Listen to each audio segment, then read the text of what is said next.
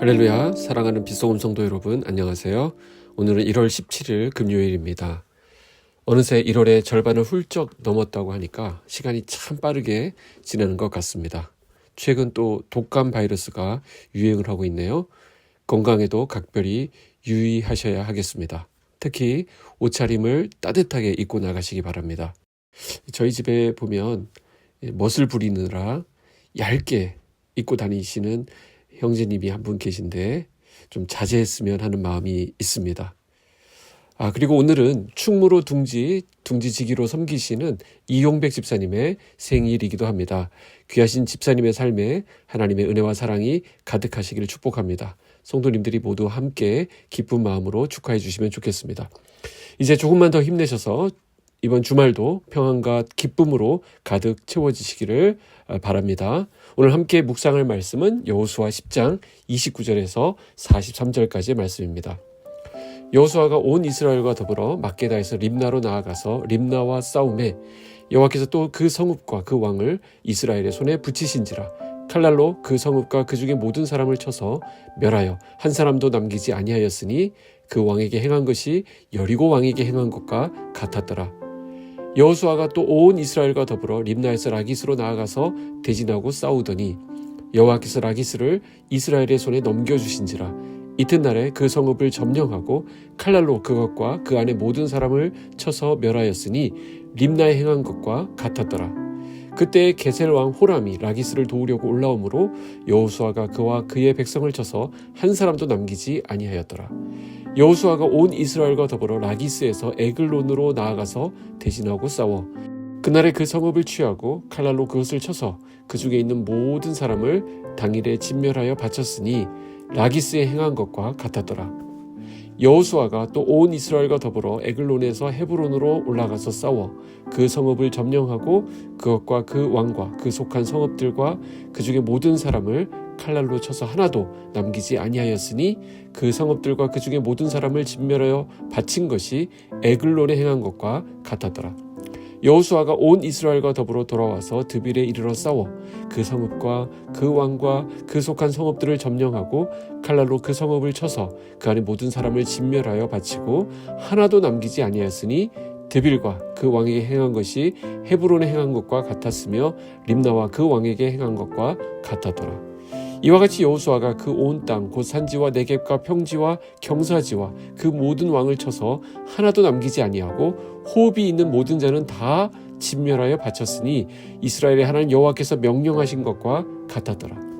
여호수아가 또 가데스 바네아에서 가사까지와 온 고센 땅을 기브온에 이르기까지 치매 이스라엘의 하나님 여호와께서 이스라엘을 위하여 싸우셨으므로 여호수아가 이 모든 왕들과 그들의 땅을 단번에 빼앗으니라.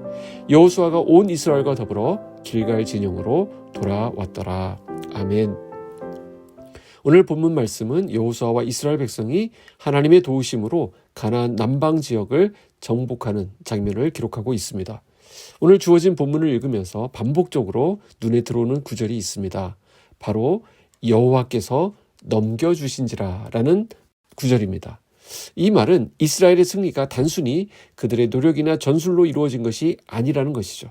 그럼 무엇입니까? 하나님께서 직접 이끄신 승리라는 것을 강조하고 있습니다. 오늘날 우리의 삶 가운데서도 여러 가지 전투와 도전으로 가득함을 봅니다.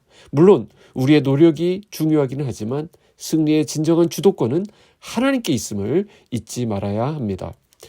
오늘은 본문 말씀을 통해 하나님께서 주시는 승리의 원리를 세 가지로 나누어 살펴보도록 하겠습니다. 첫 번째는 하나님과 연합함으로 이룬 승리입니다. 여호수아와 이스라엘 백성들은 연전연승을 거둡니다. 막게다에서 림나로, 림나에서 라기스로, 라기스에서 게셀로 이어지는 전투를 계속 승리로 이끌어갑니다. 본문에서 또다시 반복되는 구절이 있는데요. 그것은 바로 여호수아가 온 이스라엘과 더불어라고 하는 표현입니다. 이 표현이 무려 6번이나 등장합니다. 이것은 뭘 말합니까? 그들의 전쟁이 개인적인 싸움이 아니라 공동체 전체가 하나님께 연합됨으로써 이루어진 전쟁임을 보여준다라는 것이죠. 전쟁에서 가장 중요한 것은 내부 결속입니다. 군대가 하나로 뭉치지 못하고 각기 다른 마음을 품게 되면 외부의 적을 이길 수가 없습니다. 이스라엘 백성은 하나님을 중심으로 한 마음으로 뭉쳤습니다. 그들의 관심은 개인적인 이익이 아니라 하나님의 뜻을 이루는 데 있었습니다. 이 연합된 마음이야말로 그들이 계속해서 승리할 수 있었던 이유였습니다. 오늘 이 아침 이 말씀을 묵상하는 빛소금 성도 여러분, 교회와 신앙 공동체도 마찬가지입니다. 하나님의 이름을 내세워 개인의 만족과 이익을 추구하면 그 공동체는 분열될 수밖에 없습니다. 그러나 하나님을 중심에 모시고 그분의 뜻을 위해 연합하면 우리는 세상의 도전 앞에서 흔들리지 않는 견고한 공동체가 될 수 있습니다. 오늘 우리의 교회와 우리의 삶 속에 하나님께서 그 중심에 계신지 돌아봅시다. 우리가 한마음 한뜻으로 나아갈 때 하나님께서 우리의 삶 속에서 놀라운 승리를 이루어 주신다라는 것이죠. 한마음이 되는 가장 좋은 길은 무엇이겠습니까? 함께 기도하는 것입니다. 나라를 위하여, 교회를 위하여, 또 다음 세대를 위하여 우리는 매일 기도해야 합니다. 두 번째 원리가 있습니다. 하나님께 순종함으로 이룬 승리였다라는 것이죠. 이스라엘은 차례차례 정복해 나가면서 가나안 남방 지역을 모두 점령하게 됩니다. 그들은 하나님의 명령에 따라 철저히 순종하며 진멸합니다. 우리는 이런 장면을 읽으면서 한 가지 의문이 생기죠. 왜 이렇게까지 해야 했지? 라는 질문입니다. 인간적인 시각으로 보면 하나님의 명령이 되게 잔인하게 느껴질 수 있습니다. 하지만 여기에는 하나님의 공의와 심판이 담겨 있습니다.